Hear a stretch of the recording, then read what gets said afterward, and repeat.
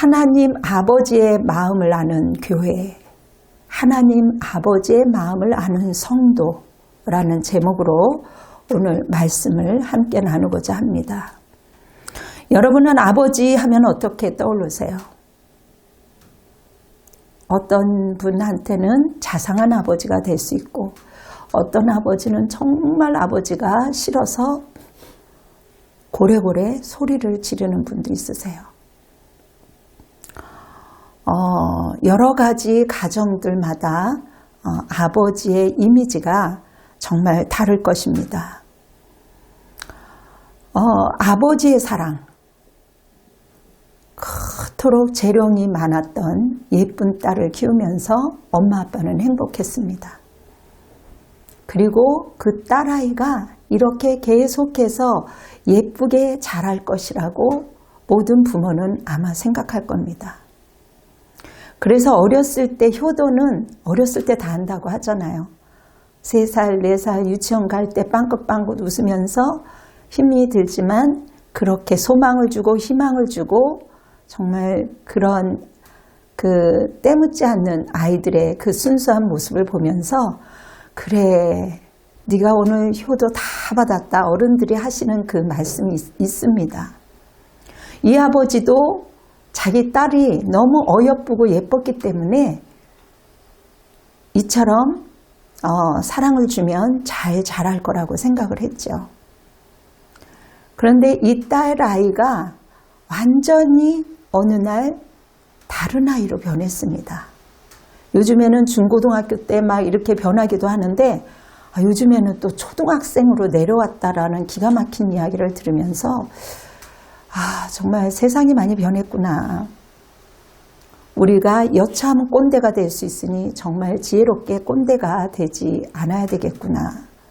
그 아이들이 왜 그런가 그 상담하시는 분들하고 이렇게 이야기를 나눠보면 아이들이 심심해서 부모님들이 일 나가고 뭐하고 케어를 안 하고 또 그런 또 안 좋은 애들하고 몰리다 보니까 일찌감치 또 사춘기로 와서 부모에게 정말 감당할 수 없는 고통을 주는 경우가 있습니다. 이 아이도 사춘기가 심하게 이제 겪게 됩니다. 막 심지어는 부모를 치대고 괴롭히고 온갖 고통을 주었던 딸아이. 처음에는 이게 사춘기가 왔나 보다 하고 이렇게 점점 그냥 이해를 하려고 했지만 참는 것도 한계잖아요. 그래서 처음에는 서로 첫 아이를 키우면 경험이 없잖아요. 부모가 되는 경험도 없고 자식도 또 어떻게 해야 되는지도 모르고 대체적으로 그 자기 또래에 있는 아이들이 그러다 보니 이 딸아이도 휩싸이게 된 거죠. 그 영문도 모르고 그냥 나도 겉으로는 컸으니까 어른처럼 행동을 하는 거죠. 그래서 엄마가 구슬리기도 해보고 또 구박도 해보고 야단을 쳤지만 그러면 그럴수록 아이는 튕겨나갔어요. 그래서 이 아빠는 너무 고통스러운 거죠.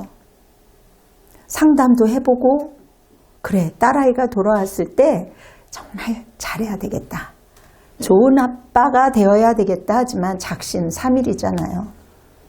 내 힘으로 한다는 것이 그만큼 쉽지 않은 거죠. 그래, 들어올 때 잘해야지 하고 그날도 이제 참았습니다. 그런데 물론 가끔가다 아이들이 술도 하죠.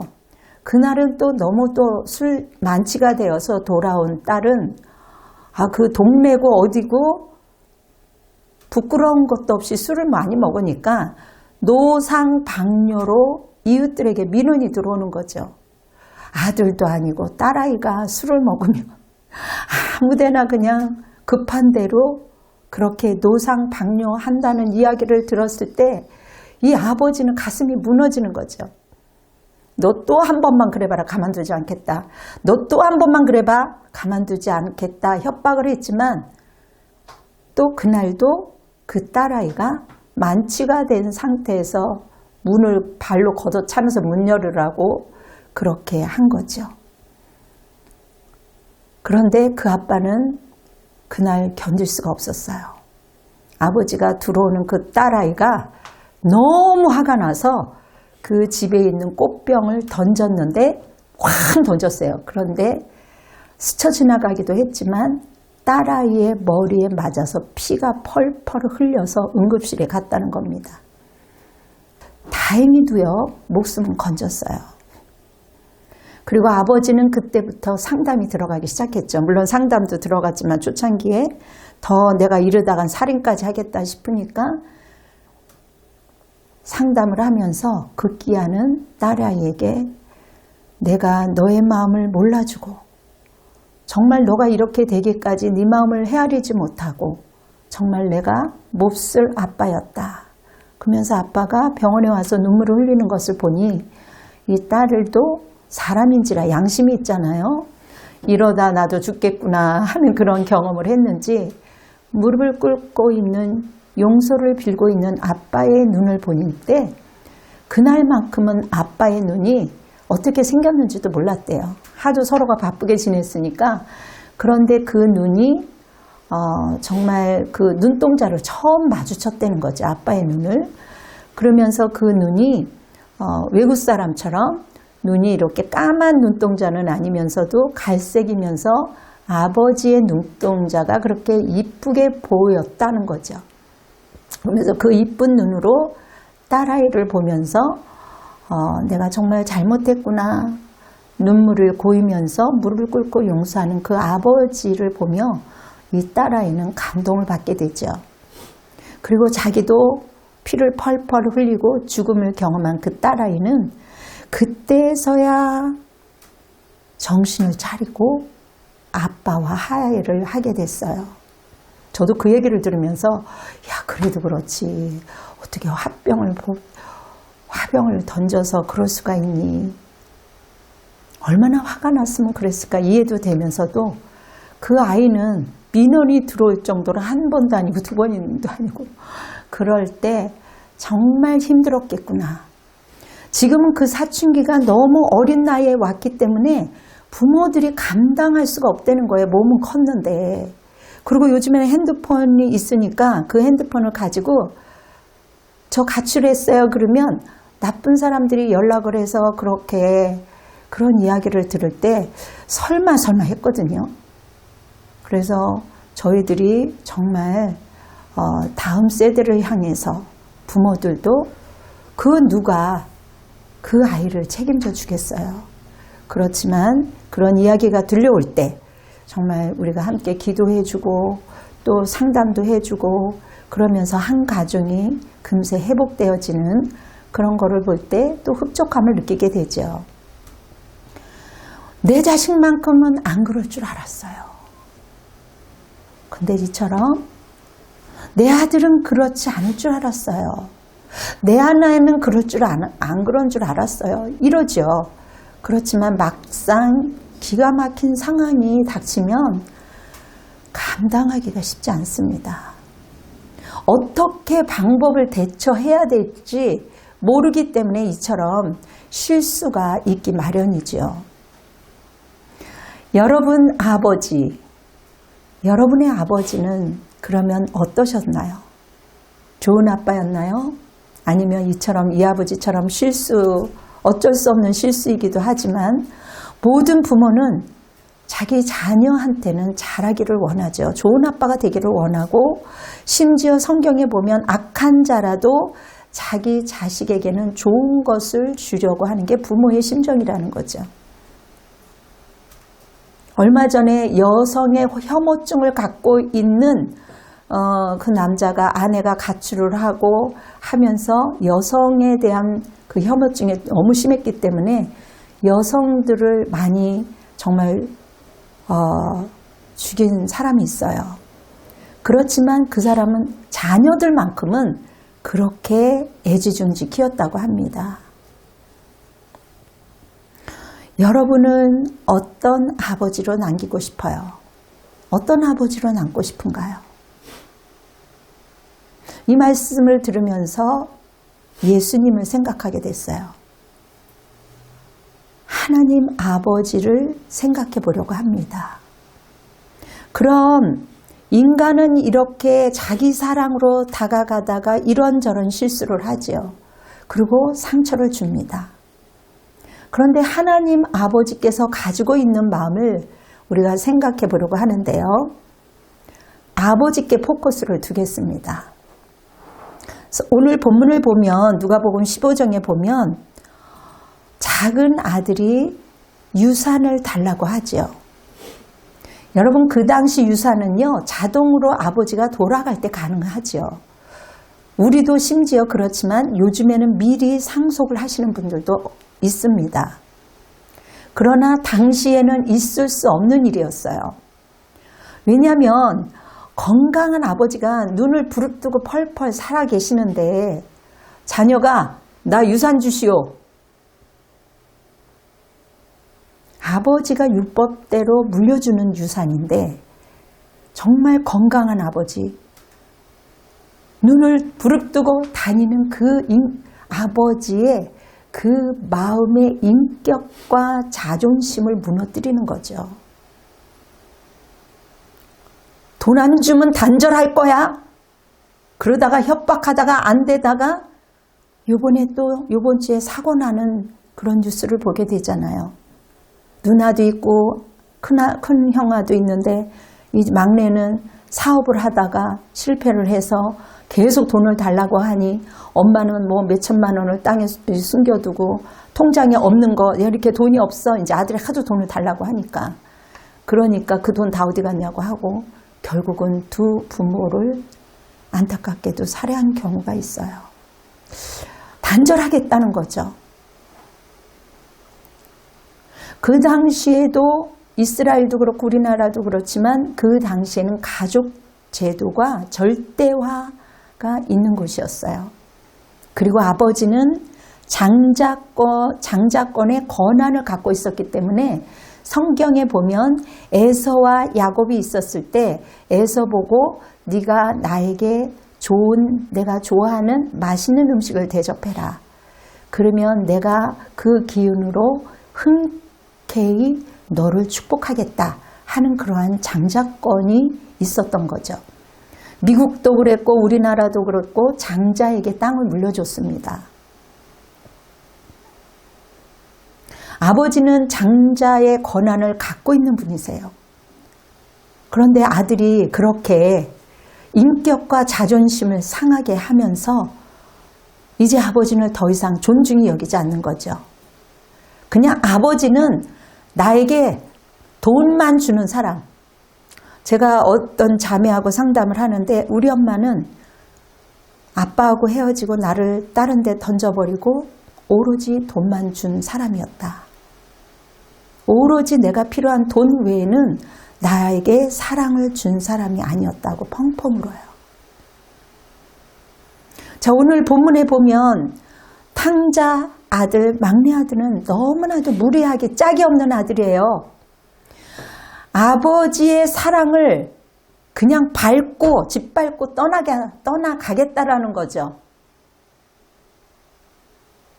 그런데 그 아버지 너무 이상해요. 그 아버지가 그래 하면서 그대로 아들이 원하는 것을 줍니다. 도무지 이해가 안 되는 아버지의 반응이에요. 그 당시 때는. 그런데 그렇게 돈을 앗아간 사람들은 그 돈이 온전히 지탱할 수 있을까요? 어제도 이제 우리가 이렇게 아는 사람들끼리 지인끼리 이야기를 했지만 돈에 대해서 소중하게 여기지 못하고 부모에게 강제로 이렇게 뺐던 그렇게 부모에게 쉽게 돈을 우습게 알았던 사람들은요. 그 돈을 지탱할 수가 없습니다. 그리고 그 억울함을 상대에게 돌려버려요. 얼마 전에도 할아버지 둘이서 큰할아버지는 그 돈을 애지중지해서 부모가 물려준 것이니까 소중하게 여겼지만 둘째는 다 그냥 방탕하게 쓰고 형한테 와서 너 왜 돈을 안 주니 하면서 결국은 그러다가 그 형님을 또 살해하는 경우도 있었습니다. 그 집을 불사르고. 이렇게 인격이 기본이 안 된 분들이 너무 많이 있다 보니 이 세상이 고통스러운 것 아니겠습니까? 이 탕자의 아들도 여전히 우리의 모습처럼 이런 망나니로 자기만을 위해서 살다가 망해서 결국은 돌아오지요. 문제는요, 이 아버지였어요. 아버지는 속도 없이 아버지는 이 작은 아들이 언제 돌아올까 언덕 위에서 아들을 기다립니다. 그리고 조금만 자기랑 비슷한 아들을 보면 아들이 아닌가 하고 지레 겁을 내면서 이제 눈을 씻고 다시 보게 되죠. 어떤 부모님이 자기의 아들을 잃고 나서 내 아이가 지금 컸으면 저렇게 중학생이 됐을 거야. 그런 아이들을 보면서 아들의 모습을 보며 흠뻑 놀란 적이 있다고 합니다. 그리고 이제 결혼하는 아들을 친구들을 이야기를 들으면 내 아이가 저런 모습이었을 거야. 아, 저 딸아이의 모습이었을 거야. 그렇게 부모는 자녀를 잊을 수가 없는 거죠. 그 자녀도 오토바이를 타지 말라고 했는데 결국은 헬멧도 안 쓰고 사고를 당했습니다. 한 아이는 죽고 한 아이는 살았어요. 근데 그날도 아버지가 아들은 있지만 그 아들이 너무 그리웠습니다. 한눈에 집 나간 아들이 걸어오는 것을 보았어요. 얼마나 이 아버지가 마음이 노심초사하며 살았겠습니까? 유독 사랑이 많으신 분들이 있으세요. 이처럼 비슷한 모습만 보아도 혹시나 아닐까 싶어서 마음 졸이셨던 아버지였어요. 그런 아버지의 마음이 하나님 마음 아닐까요? 영혼을 바라보는 우리의 마음이 아닐까요? 당시 도무지 있을 수 없었던 일. 그러한 상황에서 정말 아버지는 우리나라 옛날에 양반도요, 뛰지를 않았대요. 그냥 아무리 배가 고파도 물을 먹고 밥이 없으면 허리에 이렇게 뒷짐을 지고 다니셨대요. 기침을 허허 하면서 나 아직 괜찮아. 중동에도 그 이스라엘에도 기품 있는 아버지는 절대 뛰지 않았다고 합니다. 그런데 이 아버지는 뛰는 거예요. 그 아들이요, 정말 큰 나라에 가서 성공해서 돌아온 것도 아니에요. 우리나라는 막 고시 패스하면 막 그 프랭카드를 놓고 정말 기뻐했죠. 아버지 정말 싫어요. 돈이나 달라고요. 아버지라는 존재, 부모라는 존재가 돈으로 보였기 때문에 부모에게 함부로 하는 것 아니겠습니까? 아빠가 싫다고 개망나니가 되어서 돌아온 아들이에요. 그런데 아버지는 그 아들이 너무 그리웠기 때문에 뛰는 거죠. 그 당시 통념적으로 이해할 수는 없는 거죠. 그리고 그 아들을 부둥켜 안아요. 그리고 새로운 가락지를 끼워주는 거, 그래 이제라도 돌아왔으니 정신 차리고 살자, 그거 이해할 수 있어요. 부모니까. 어쩌면 당연히 그럴 수도 있어요. 그런데 글쎄 이 성경에 보니까 맏아들은 밭에 있다가 돌아와 집에 가까이 왔을 때 막 풍악과 춤추는 소리를 들었어요. 그래서 이 집도 있는 집이고 맏아들이죠. 한 종을 불러다가 이게 웬일이냐 무슨 일이냐 땀을 뻘뻘 흘리며 일했던 아들, 성실했던 아들이 물은 거죠.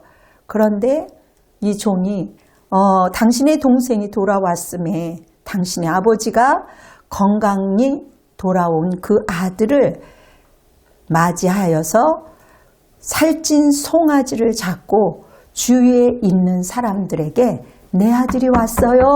내 아들이 살아왔다고요. 하면서 잔치를 한다는 거죠. 여러분 상식으로는 숨길 수 없죠. 우리 아들이 다 망해서 왔는데 사람들에게 자랑을 할 수 있다? 유지들을 불러놓고 소를 잡고 잔치를 베푼다? 이해하기 쉽지 않지요. 일반 아버지가 아닌 보통 아버지가 아니지요. 이해가 안 되는 거죠. 여러분, 이처럼 이 아버지의 놀라운 사랑, 그리고 우리가 죄인이었던 우리를 하나님 아버지가 우리를 기억하시고 달려오신 거죠. 우리의 손을 잡아주신 거죠. 그리고 우리에게 이렇게 손가락에 각지를 끼워주면서 너는 내 자녀야. 그래, 잘 왔다. 그게 구원의 초청으로 우리를 부른 겁니다. 하나님의 아버지의 끝없는 사랑. 로마서 5장 8절에 보니까 우리가 아직 죄인 되었을 때에 그리스도께서 우리를 위하여 죽으심으로 하나님께서 자기의 사랑을 확증하셨느니라. 여러분은 우리를 사랑하셔서 죽기까지 사랑하시고 자신을 내어주셨어요. 우리는 그 사랑으로 살아가는 거죠. 우리도 옛날에는 탕자 보고 아, 저 사람은 탕자구나. 믿음이 없을 때는 문자 그대로 그 사람만 탕자라고 생각하죠. 그러나 믿음이 들어오고 연륜이 쌓아가면 쌓일수록 아, 내 자신이 탕자라는 것을 뼈저리게 느끼게 됩니다. 우리가 탕자일 때, 우리 모두가 탕자일 때 하나님 아버지가 내가 너의 탕자의 아버지가 되어줄게. 약속하신 게 구원이에요. 구원이 뭐예요? 그러면 제가 정말 못쓴 일간이었어요. 탕자였거든요. 그리고 안 믿는 사람들도 탕자 이야기는 알아요. 제가 탕자였는데 세상에 그 귀한 예수님이 하나님 아버지가 탕자인 나의 아버지가 되어주시겠다고 약속하신 게 구원이에요. 아멘. 이렇게 기억하셨다가 구원에 대해서 다른 사람한테 딜리버리를 해줘 보세요. 나 같은 죄인, 나같이 연약한 사람, 나도 수없이 탕자처럼 그런 기질을 갖고 있는 나에게 아버지가 되어주셨어요. 그래서 어떻게 보면 십자가는요, 비참하고 믿음이 없을 때 볼 때는 도대체 십자가는 너무 나약해. 너무 비참해. 그런데 영적으로 볼 때는요, 그게 위대한 잔치였어요. 나 같은 죄인을 살리기 위해서 흠없는 자식에게 온갖 조롱을 감당하게 하시는 하나님. 탕자를 구원해 주시려고 탕자의 아버지가 되게 해 주시려고 하나밖에 없는 독생자 아들을 우리에게 보내주셨다는 것. 저희 어머니는 이것을요 깊게 깨달은 사람은요 하나님의 사랑을 결코 떠날 수가 없어요. 내가 어렵고 힘들다고 해서 묵인하지 않아요. 독생자 아들. 여러분, 세상에 온갖 가난한 자가 천국에 갈 수 있다니. 나같이 이렇게 부족한 자, 주님은 오갈 데 없는 그렇게 여우도 굴이 있지만 나는 쉴 곳이 없구나 할 정도로 그만큼 이 세파에서 쉽지 않은 인생을 사셨습니다. 우리 모두 끝없는 아버지의 사랑으로 시작되었어요. 여러분, 누가복음 15장 28절 보면 그가 노하여 들어가고자 하니 아니하거늘 아버지가 나와서 권한대. 세상에 큰아들이 세상에 붕괴를 했어요. 우리가 이성적으로 그럴 수 있죠.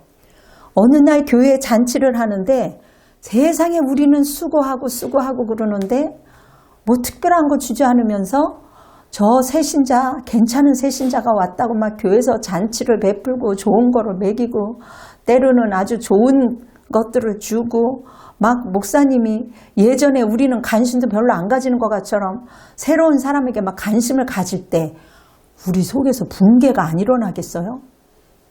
이해하다가도 그게 올라오지요. 목사님 그럴 수 있어요? 가만히 보았는데 저 사람은 뭐가 있는 것 같기도 하고 설사 아니더라도 인간의 마음은 그 붕괴와 섭섭함이 올라올 수가 있어요. 그래서 우리가 말씀과 기도로 성령 가운데 있지 않고 하나님의 마음을 알지 못하면요, 자기도 모르게 마다들의 어둠의 앞잡이가 되는 거예요. 그래서 우리가 간청하기를 너희들이 말씀 가운데 기도 가운데 머물지 않으면 아무리 교회를 다녀도 소용이 없어. 그 양식을 먹지 않으면 언제 마귀의 행동을 하고 있는지 몰라. 저는 그게 안타까운 거예요. 그래서 그래요. 교회 다니는 게 중요한 게 아니다? 그러면 뭐 다니다가 말죠. 액면 그대로 받아들이기 때문에 그래요. 그게 아니고 교회 안에서는 공동체 안에서 주님의 사람들과 기뻐하고 잔치하는 곳이야.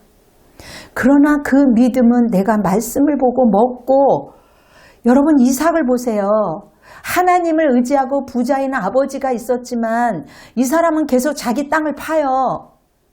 자기 것이 자기 몫이 있어야 된다는 거죠. 이것을 깨달은 사람은 그 삶이 윤택해질 수밖에 없어요. 잔치하는 이 아버지가 해석이 안 되죠. 이성으로 어떻게 해석이 되겠어요. 억울한 생각이 들지. 세상에 나는 개척교회부터 이렇게 용을 쓰고 애쓰고 그냥 잘 챙겨줬는데 꼭 그런 사람들이 붕괴를 하면서 교회가 파산이 되는 거예요. 성령 안에 있지 않기 때문에. 그리고 냉철하게 한번 생각해 봐요. 자, 큰아들이 정말 효자라면, 충직한 아들이었다면, 그 아버지를 진짜 사랑했다라면 그 잔치가 불편할 수 있죠. 심지가 안 좋을 수 있어요. 사람인데. 아마 저도 그랬을 거예요. 그리고 심지어 아버지가 이렇게 뛰어나와서 아들아 그래도 들어와야 되지 않겠니? 주위 사람들이 보고 있어요. 유지들이. 아버지의 권위를 생각했다면 앞뒤를 가리지 않고 그래요 아버지 하고 들어갈 수 있어요. 그런데 큰아들은 다시 아버지의 권위를 사람들 보는 데서 짓밟아요. 그게 우리의 모습이라는 거죠. 그 당사자의 심정, 그 권위, 그거를 깡그리 무시하는 거죠. 오로지 나만 아는 거예요. 나 지금 내 처지가 이렇다고요. 나는 땀을 흘리며 애쓰고 수고하는데 어떻게 이럴 수가 있어요. 그 안에 있는 예수 그리스도를 보지 않고 자기 안에 있는 자신을 보기 때문에 이런저런 핑계를 대는 거죠. 여러분, 아버지는 권세가 있는 분이에요. 사람 보는 데서 당신의 자존심이 땅바닥에 떨어졌는데 그럼에도 불구하고 그 아버지는 아들에게 사정을 해요. 진짜 속도 없지. 한심하지 않겠어요? 남들이 보잖아요.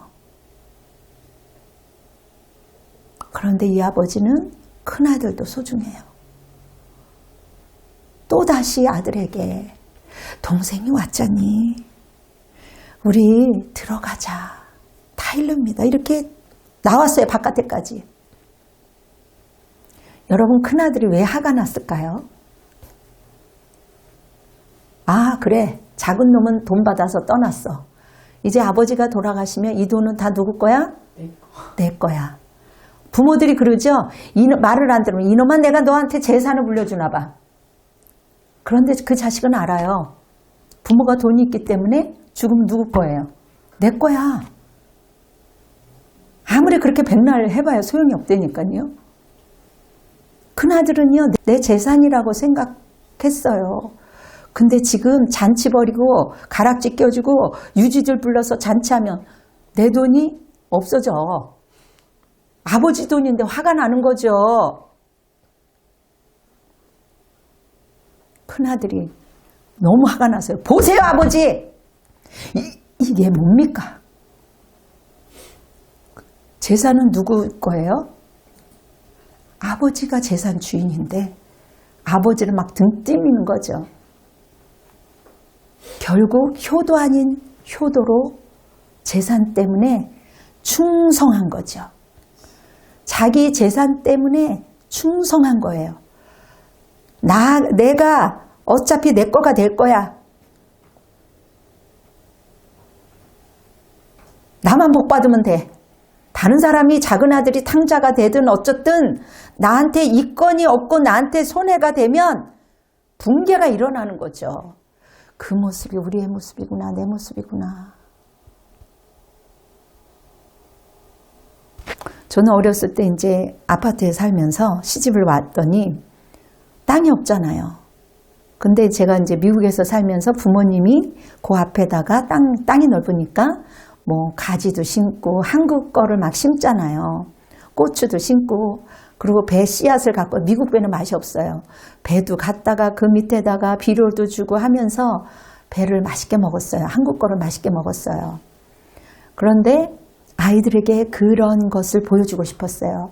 그래서 화분에다가 호박, 가지, 고추, 그것을 토마토도 심고 했는데 처음 심었기 때문에 아이들하고 처음 심었기 때문에 그거를 먹을 수가 없겠더라고요. 너무 신기하고 너무 좋아서.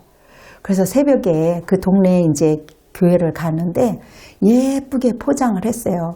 그리고 마침 그때가 추수감사절 비슷할 때였어요.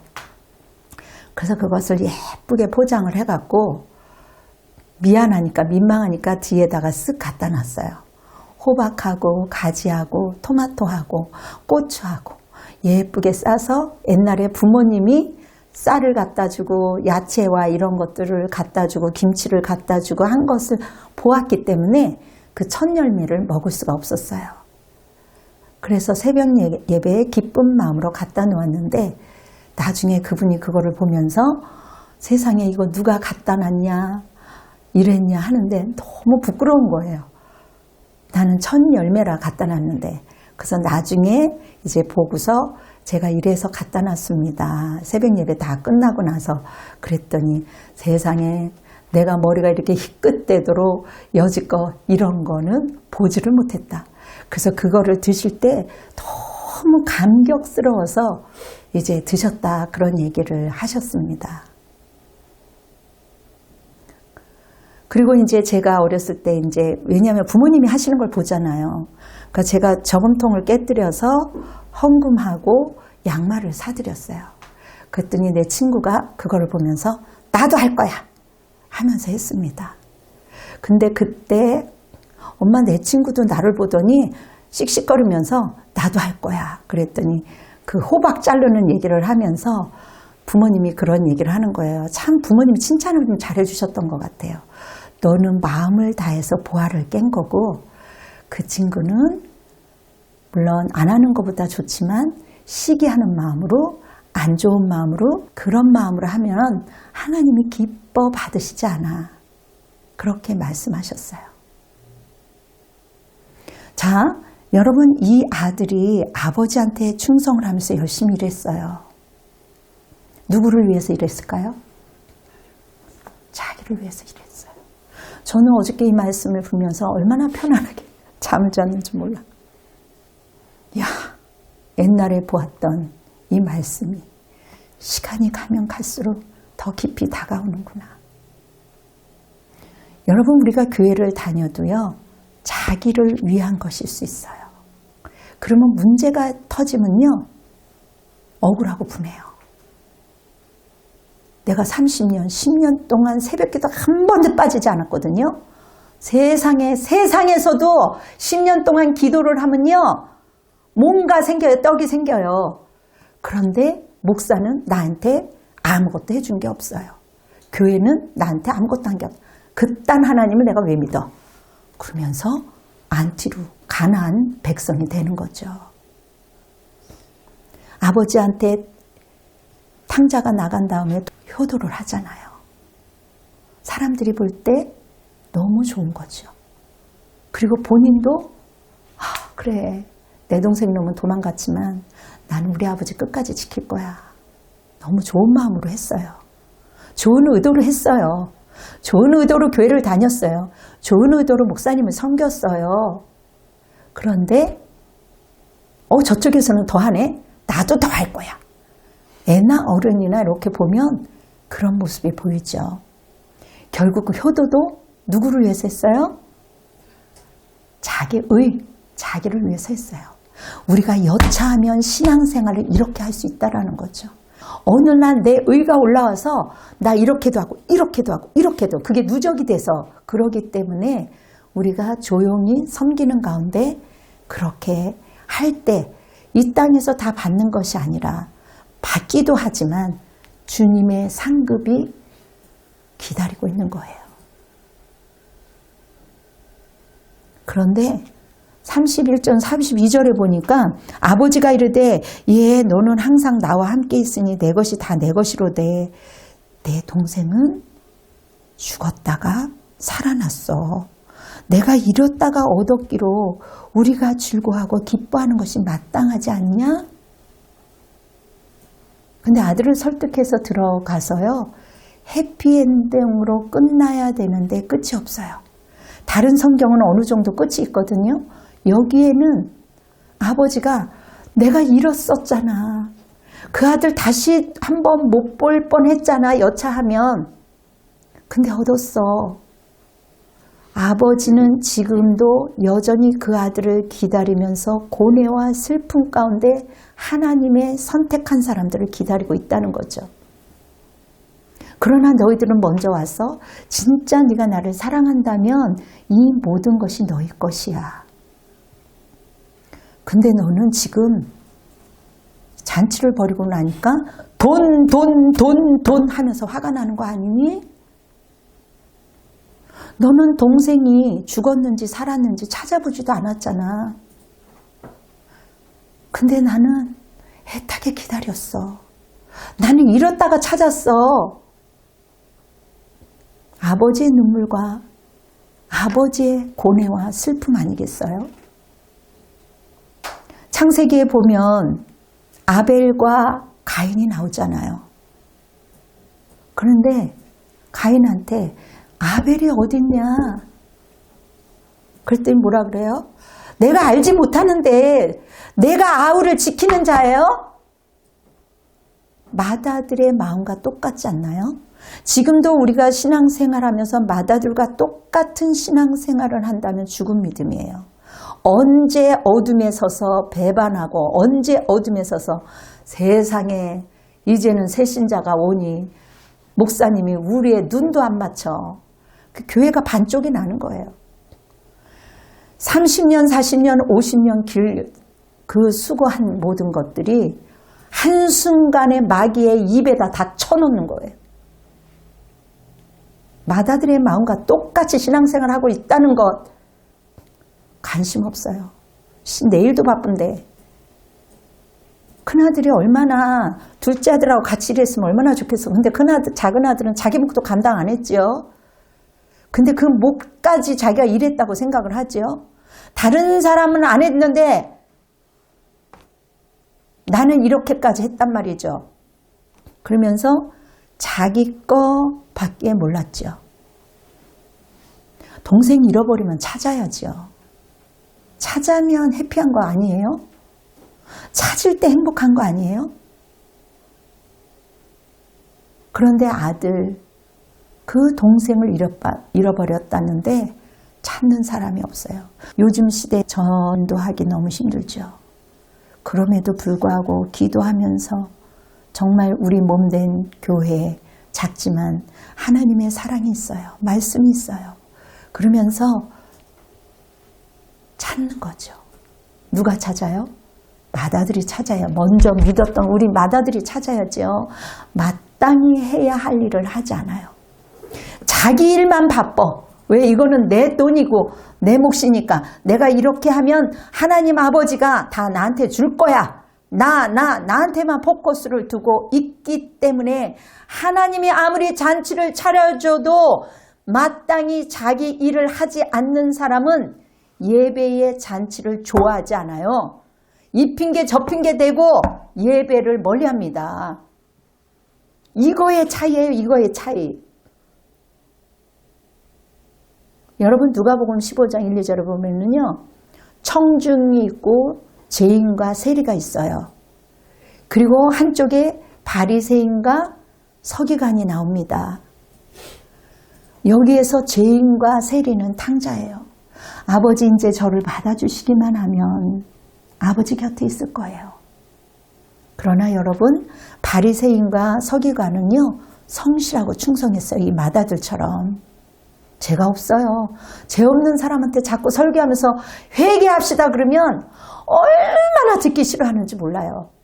그러기 때문에 요즘에 회개하자는 얘기가 쑥 들어갔습니다. 그런데 저희 부모님은 야, 네 설교에 요즘 회개가 없다? 저희 어머님이 그러세요.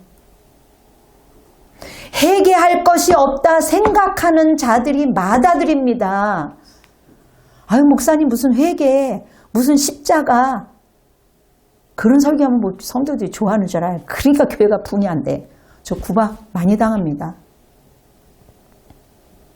나는 이렇게 충성하고 살았다고 생각하는 아들들이 너무 많은 거죠. 밖에서 정말 유린하며 다니는 탕자들, 오이코스들이 하나님의 집으로 돌아올 자들이 많이 있습니다. 한 사람을 정해놓고, 여러분들이 두 사람을 정해놓고, 많으면 세 사람을 정해놓고, 다른 사람보다도 1년에는 그 사람한테 하나님이 최선을 다하라고 했기 때문에 그 사람한테만 열중을 다해서 한번 공들여 보세요. 기도하면서. 우리가 예수 믿고 모든 게 편하고 익숙합니다. 모든 게 그래요. 그리고 말씀을 여러분들이 먹었기 때문에 아는 것도 많아요. 이 설교가 좋다 안 좋다 머리로는 기가 막혀요. 그런데 굉장히 두려워야 해야 될 것은 익숙함이 여러분 잘못되면요, 항상 자기 중심적이 돼요. 그래서 제가 요번에도 크리스마스 이럴 때 전화를 했더니 요번에는 그 교회에서 큰 퍼포먼스가 있대요. 그래서 오늘은 요번에는 그 교회를 가려고 합니다. 이게 인간이에요. 내가 불편하지 않을 만큼, 손해보지 않을 만큼, 피해보지 않을 만큼 하기 때문에 항상 그 타령이죠. 저는 이것이 정말 전달이 되지 않을 때마다 가족이든 성도든 어떨 때는 마음이 싸해요. 야, 이 중요한 기본적인 거를 모르면서 신앙생활을 한다? 그럴 때 원망이 나오고 비판이 되고 내가 그냥 보여지는 것 때문에 예배가 귀찮고 잔치가 귀찮고 다른 것들을 다 덮고 싶은 거죠. 왜냐하면 내 자신이 중심이 되기 때문에 불편한 거예요. 그래서 주일이 여러분 주일 생활이 잔치가 되어야 돼요. 비록 우리 교회는 작아서 피아노 치는 사람도 없고 정말 그렇지만 하나님이 나를 구원해 주신 마다들, 그렇지만 나는 탕자였지만 주님께서 나를 받아주신 그 은혜, 그 구원, 그 탕자인 나의 아버지가 되어주시겠다는 그 아버지의 그 감사함을 잃어버리지 않는다면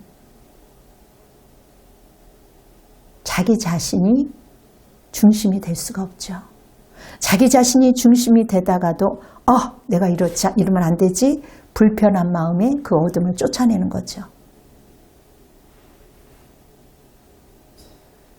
여러분, 많은 사람들이 교회에 오면서 이 잔치의 소중함을 모르고 엎어버리는 경우가 많아요. 주님이 그거 모를 것 같아요.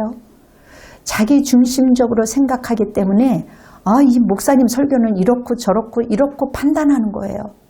거기에서 내가 먹어야 할 것이 무엇인지. 오늘도 이 말씀을 준비하면서 그렇다면 내 동생 탕자가 누구냐?